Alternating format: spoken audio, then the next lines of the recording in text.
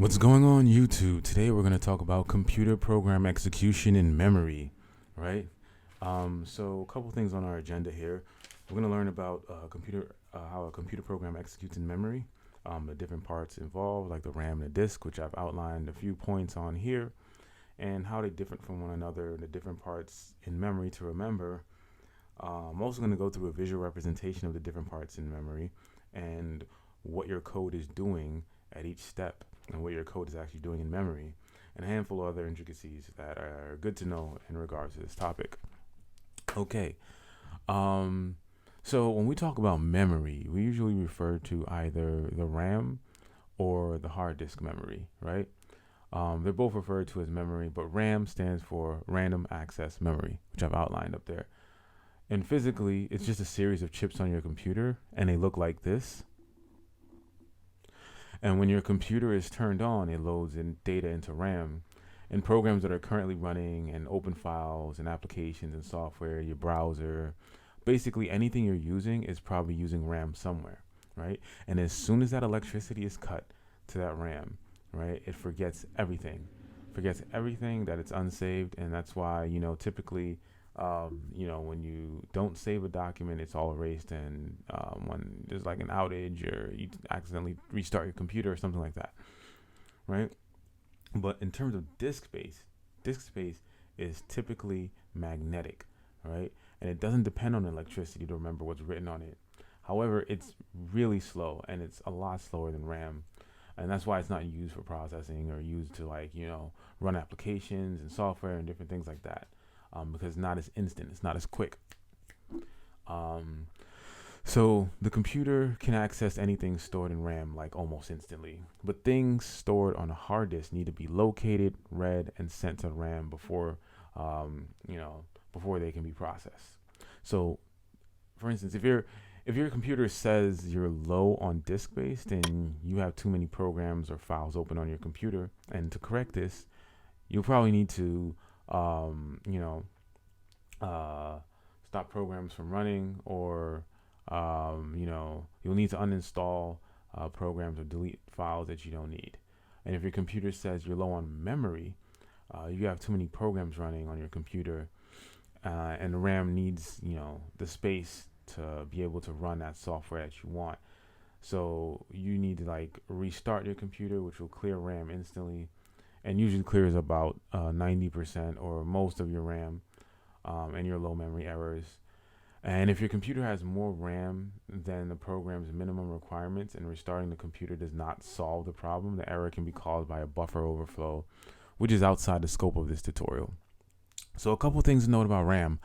RAM is very fast. It's almost instant, like I described. It's very, very quick. That's why it's used to run software applications, open files, browsers, that type of thing. It's 100 times faster than a disk, actually. And then typically in modern computers and laptops and whatnot, as of 2020, this is recorded in 2020. Yeah, I know, crazy year. They range from about 8 gigabytes to 32 gigabytes, and some 48 gigabytes on the high end on modern systems. Whereas hard disk are magnetic and they don't use electricity for memory. Things on a hard disk, like I outlined earlier, need to be located, read, and sent to RAM. And is used to store larger files and media. And modern disk range from about 128 gigabytes to 2 or more terabytes. And obviously, the more, computational intensive or whatever you're using your computer for, a lot of the computers these days have well over 2 terabytes, especially things like, the new Mac. I think it's like the iMac or so, a little tower computer that Apple has. Yeah. And a common benchmark for speed is reading 1 megabyte of data. So reading 1 megabyte of data, I'm just going to outline that here. Whoops. Let me just change that. So reading 1 megabyte of data, reading 1 megabyte of data. So for RAM, that's going to take about 250 milliseconds. Takes about 250 milliseconds. And for your disk, it's going to take roughly 30,000 milliseconds. So you can see the difference here. Like I said, it's like 100 times faster than disk, the RAM. And, that's a common benchmark that's used to sort of, see how fast or the differences in speed between RAM and a disk, reading that 1 megabyte of data. So yeah, let's get into it. Let's talk more about computer memory and how your code works in your program. And I'm going to show you a little bit more detail as to how that process works. Hey guys, as I said before, we're going to talk about the different parts of memory that you should be aware of. So here we have the code, which has the instructions. We have the data, which contains the global and static variables. And we also have the stack, not to be confused with the data structure stack, but the call stack rather, which has our function calls and our variable references. And then we have the heap, also not to be confused with the data structure heap. But this part of memory is used for allocating variables and objects on the fly. So typically when we don't know how much memory beforehand we're going to be using, that data objects and those variables and arrays as well, they're stored on the heap, because this is memory that's allocated on the fly, right? So when we declare an integer like int num, right? So we write that down, int num. We already know the boundaries for int, which can range from minus 2.4 billion to, or 2.1 billion, sorry, to positive 2.1 billion. So we already know how much space we need. So that's going to be stored on the stack. So when we declare an integer, we know beforehand how much memory that variable is going to take. So we know how much memory we need to allocate on the stack. So we store primitives on the stack. And this is a primitive, int num, that's a primitive. So it's going to be stored on the stack. But if we have an object, like we have some new object,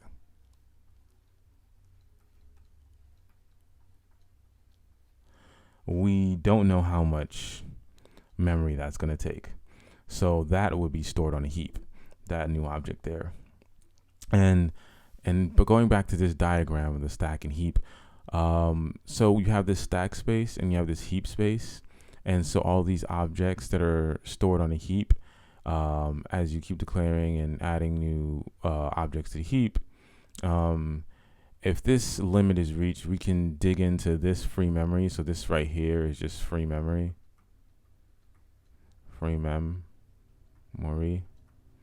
And the stack can use this and the heap can use this accordingly. So if the stack needs to allocate more space, it can grow and add more function calls here. And the heap can add more object references here. And there's also this concept of a Stack Overflow, and you've probably heard of that or even used the site. But it's actually a technical term within programming, and it's used to denote like when the stack has overflown or it's reached its capacity. So when you've allocated too much memory on a stack and it's, let's say you have an infinite recursive call, once that memory limit is reached, you'll get some error, which will be like a stack overflow error. Similarly for the heap, if you have too many objects that you're allocating on a heap on the fly, it's going to reach its boundaries, it's going to reach its limit, and you'll have some sort of error like in too many objects on the heap or a heap overflow. So it's pretty much the opposite of a stack overflow. So yeah. And what else? So when you're using like something like C, and you call, so when you're using C, like C, and you call something like malloc, or you call free, you're actually using memory on a heap. So these two operations are heap operations, and like you're using memory on the heap for this. Remember, like, C and C++, they're very low level languages that allow you, or they have low level operations to allow you to manipulate, like, data and pointers in memory. Java extracts all of this away, and you don't need to deal with memory, and things are handled with like the garbage collector and whatnot.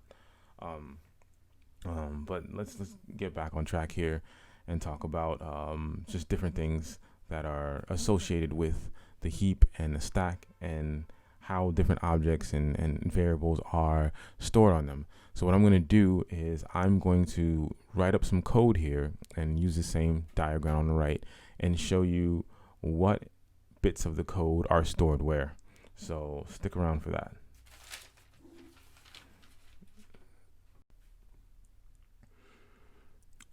So hey guys, so here we have a getList function, and this getList function takes in an integer array and some int limit, and it creates a new array list here, and it iterates from I up until limit. And for each iteration, we're gonna go into the array list and add the current element in the array, and then we're gonna return the list. So basically, we're using the array that we have, that we pass to this function, and we're iterating through it and adding each element of that array to our array list, right? So there's a couple things to note, and I have my stack here in pink and my heap right here under this function. And for each operation or each variable or object, I'm going to denote the stack in pink and the heap in green. And each of those operations, I'll try and separate them, so you know which goes where, and you know what exactly your code looks like in memory and what's happening, right? So one thing to note is that arrays and objects, and we mentioned this earlier, but arrays and objects are stored on a heap in Java, but references are stored in a stack, right? So when we talk about this int a here, that is not an actual object. That is a reference to an object, so that gets stored on the stack. So we're going to go down here, and we're going to say int a, right?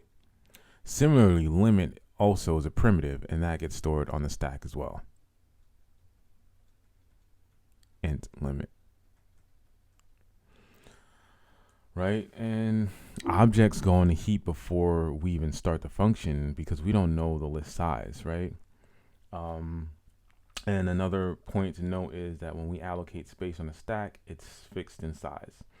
And we don't really know the array list size, right? This array list down here. And this list, this list here, that is actually a variable that goes on a stack because it's not an actual list. It's just a reference to this list here, this array list. So list gets stored on the stack. List. Right? So the only thing in this function that really gets stored on the heap is array list. So when we go to new array list. There we go. So that here is stored on the heap. That's that's stored on the heap. Because an array list is an actual object, right? But when we call, so when we do something like when we call add, like you see add there, inside the for loop, when we call add and it gets added to the stack, that bit of work is done, then it's popped off the stack and it's returned back to get list, right? So let me just draw up a stack here. So we have a stack here.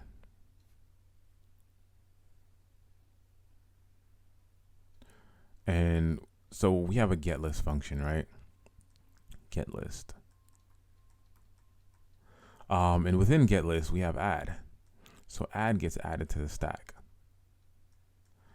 And when all the work and things are done inside add, it returns back to get list, and this is popped off the stack, right? So every function has its own copy of arguments, and get list has its own copy of limit as well.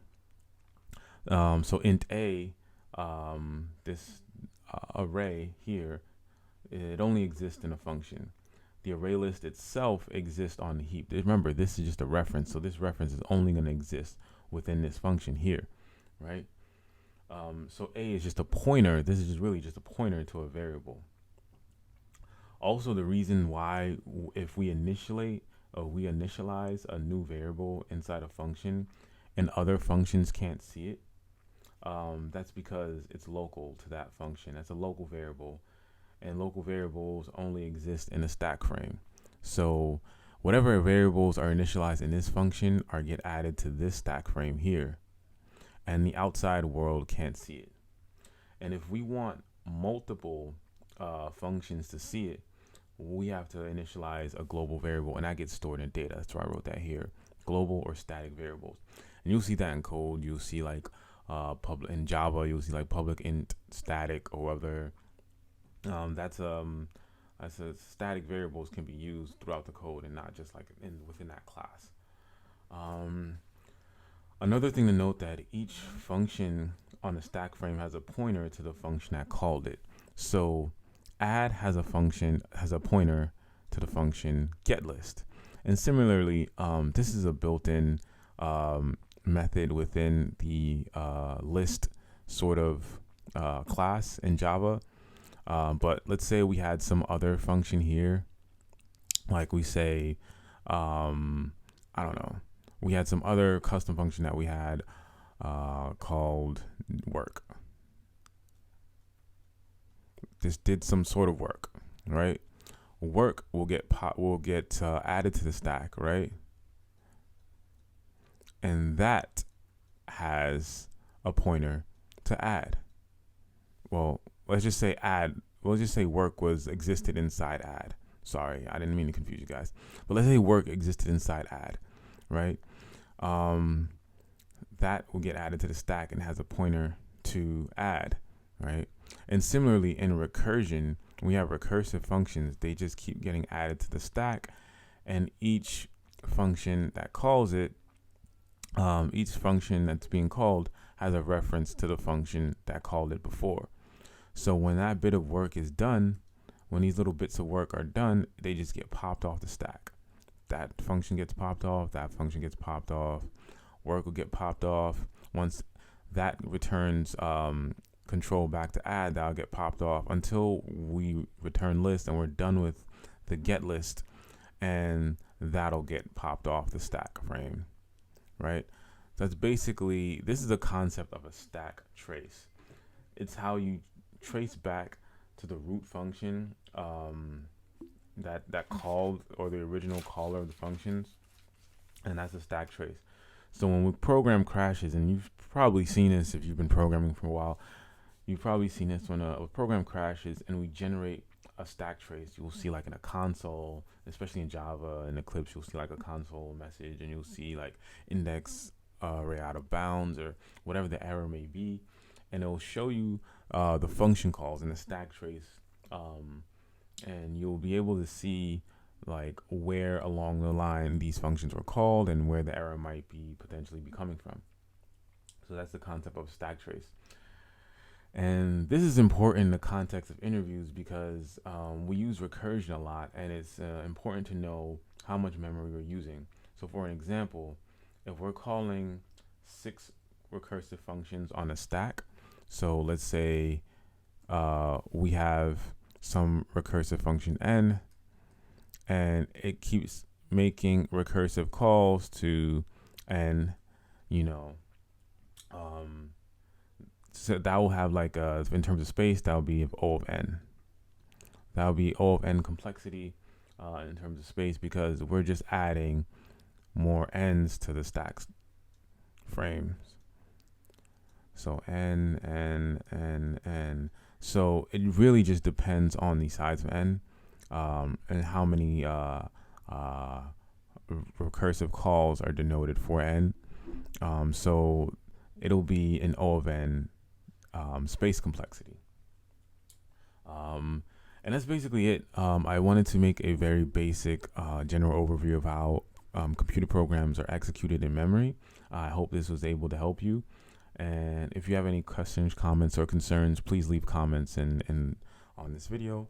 And and like, comment, and subscribe if you want to see more content like this, because when I know I'm helping people, it motivates me to create more videos like this, and make sure I have high quality explanations that'll help you in solving these problems and learning computer science and the basics and helping with interviews and things like that on that nature. So yeah, hope you have a nice day and take care.